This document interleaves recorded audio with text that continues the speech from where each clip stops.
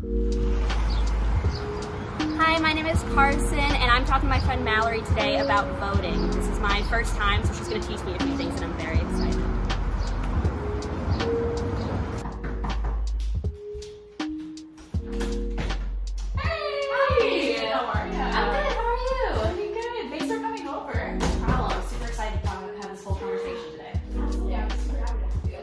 So tell me a little bit about your voting history. I have actually never voted before in the presidential or any of the primary elections. So what was your first election that you were able to vote in? The first election that I was able to vote in was this last presidential election, and at that time I was 18 or 19, and the whole process seemed kind of overwhelming. I had just moved here for college, so figuring out which state I should vote for, how absentee ballots work, it was all a little overwhelming. So it's totally fair.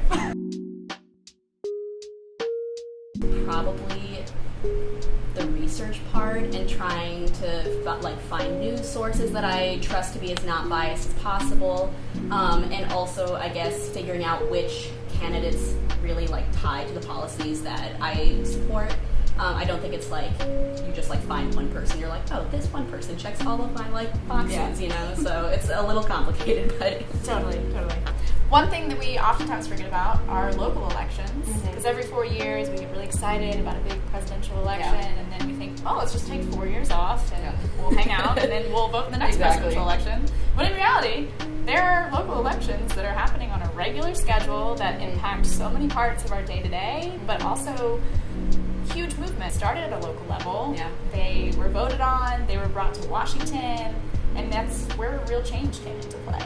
But even day-to-day, how our schools are run, how our police is run, how our garbage is picked up. Very basic, important day-to-day tasks are decided on in these elections, and we're just I'm not really going to vote in that. It seems not as exciting as the presidential. So yeah, it definitely is very important, I guess, to focus on the local elections. Like you said, that's the ones that are gonna definitely plug you into your community, get you more involved, and I think it'll take the not pressure away from voting, but it'll make it feel easier, you get into a rhythm of it. You do. It's a habit. It's a part of our lives. It's not just something we do every so often when the news is we're back on this again. This is a thing that's important. And I really think if more people knew, for me, when I found that out about local elections, I was man, I can't believe I've been missing these opportunities to play a huge role in my community. Yeah. And I think a lot of people feel that way when they get that information and they learn about the small things from their day-to-day that come out of regular habit of voting. I would start with the causes that I think are kind of important to me, and I would just read different articles from different news sources about those topics, about what particular candidates think about those topics. But it's been kind of difficult because it's hard to find a middle ground opinion without it being too biased. It's important to read from a conservative point of view, from a liberal point of view, independent. It's just important because you need to know what everyone's saying to really form a well-rounded view of what you're looking for.